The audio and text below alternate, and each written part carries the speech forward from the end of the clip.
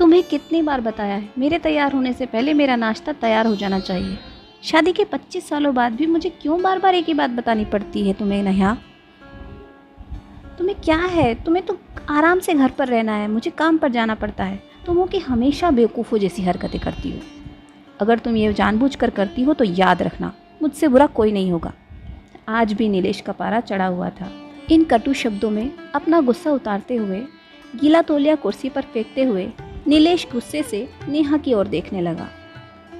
नेहा के लिए नीलेश का यह बेवजह का गुस्सा कोई नई बात नहीं थी। वह महीने में 3-4 बार ऐसे ही नेहा पर बरस पड़ता था।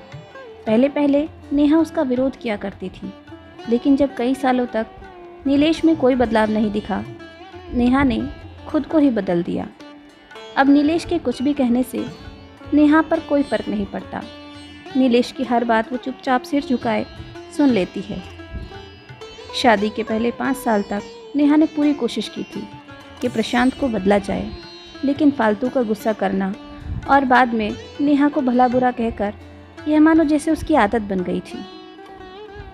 कोई भी वाद विवाद होता तो नीलेश सीधा नेहा को बोल देता, अगर मैं तुम्हें अच्छा नहीं लगता तो क्यों नहीं चली जाती अपने मायके, क्यों रहती हो मेरे साथ? इतना सब कुछ होने के बावजूद नेहा नीलेश के साथ रहती थी, क्योंकि उसे अपनी बेटी की फिक्र थी।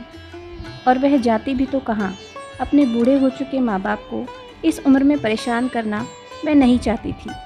समाज और लोग क्या कहेंगे, यह भी तो उसे देखना था।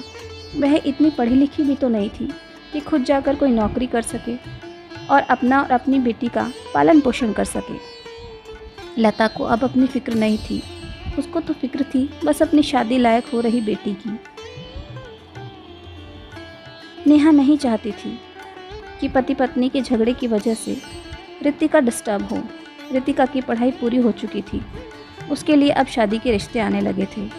कई रिश्तों को तो रितिका ठुकरा चुकी थी। 2-3 महीने बाद एक अच्छा रिश्ता आया। रिश्तेदारों और पहचान के लोगों ने भी इस लड़के के बहुत गुणगान किए थे। नीलेश एक शाम अपनी बेटी के पास बैठकर उसे बताने लगा, रितिका बहुत अच्छा लड़का है, पढ़ा लिखा है, बड़ा घर है, बहुत अच्छी नौकरी है। ऐसे रिश्ते बार बार नहीं आते बेटा, इस बार मना मत करना। रितिका अपने पिता से ज़्यादा बात नहीं करती थी, शायद डरती थी या शायद नफरत करती थी, लेकिन आज वो अपनी पूरी हिम्मत इकट्ठी कर बोली, मुझे अभी शादी नहीं करनी है पापा, मैं नौकरी करना चाहती हूँ, खुद अपने पैरों पर खड़ी होना चाहती हूँ। हाँ तो उसमें क्या बड़ी बात है, मैंने लड़के से बात की है, वह तुम्हें किसी बात के लिए नहीं रोकेगा। तुम शादी के बाद भी नौकरी कर सकती हो, वह तुम्हें नौकरी के लिए परमिशन दे देगा। नीलेश बोला, मेरा नौकरी करना या न करना उसकी परमिशन पर क्यों डिपेंड रहेगा पापा? रितिका ने पूछा। मैं कह रहा हूँ ना तुम्हें, किसी भी चीज़ की कमी नहीं होगी वहाँ। ऐसे रिश्ते बार बार नहीं आते, इसे ठुकरा मत, बहुत खुश रहोगी तुम वहाँ। नीलेश बोला, पापा क्या मैं उतनी ही खुश रहूँगी जितनी मम्मी इस घर में खुश है? रितिका ने तंज कसते हुए कहा। आज तुम्हारी ज़बान कुछ ज़्यादा ही नहीं चल रही है? नीलेश गुस्से से आंखें बड़ी करते हुए बोला, पापा मुझे शादी ही नहीं करनी है, क्योंकि शादी के बाद अगर वह लड़का आपके जैसा निकला तो मैं क्या करूँगी? मुझे आपके जैसा जीवन साथी नहीं चाहिए, जो बिना बात के मुझ पर हमेशा चिल्लाए। मुझे कुछ भी अपनी पसंद का लेना हो तो 10 बार सोचना पड़े, वह नाराज़ ना हो जाए, मेरी तबीयत कैसी भी हो उसे परवाह ना हो, रोटी थोड़ी भी मोटी बन जाए तो घर सर पर उठा ले, उसकी चेकबुक ना मिले तो भी मेरा ही दोष निकाले और हर छोटी मोटी बात पर मुझे मायके जाने के लिए कहे। रितिका ने अपना दिल खाली करते हुए पापा से सब कह दिया।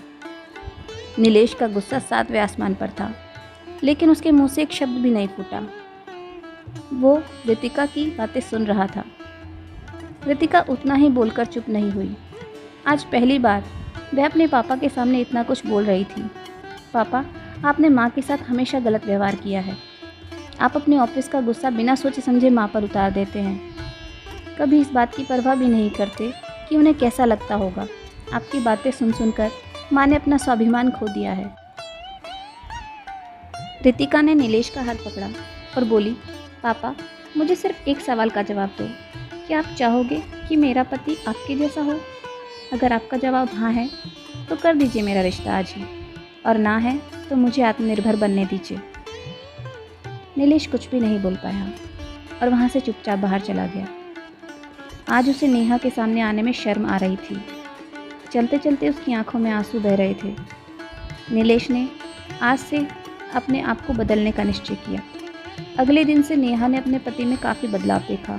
वह सोचने लगी कि जो हिम्मत रितिका ने दिखाई है, वह हिम्मत अगर मैं पहले ही दिखा देती तो शायद आज परिस्थिति कुछ और होती। अब रितिका पढ़ लिख कर अच्छी नौकरी करने लगी थी और 3 साल बाद उसके लिए एक अच्छा रिश्ता आया। और उसकी विदाई पर नीलेश बोला, बेटा तो हमेशा खुश रहेगी क्योंकि तेरा पति तेरे बाप जैसा नहीं है। प्रशांत की यह बात सुनकर नेहा और रितिका की आंखों में आंसू आ गए।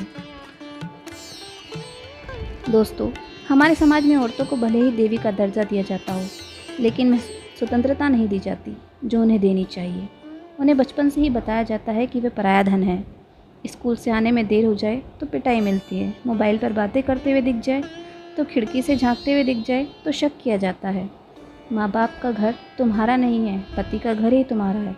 जीवन भर यह बातें बताकर उन्हें ससुराल भेज दिया जाता है और एक दिन किसी छोटे मोटे झगड़े में ससुराल वालों से उन्हें सुनना पड़ता है कि इस घर को छोड़ दो, मायके चली जाओ। अब आप ही बताओ दोस्तों, ऐसी स्त्रियों का सच्चा घर कौन सा है? आखिरकार वह किस घर को अपना कहे?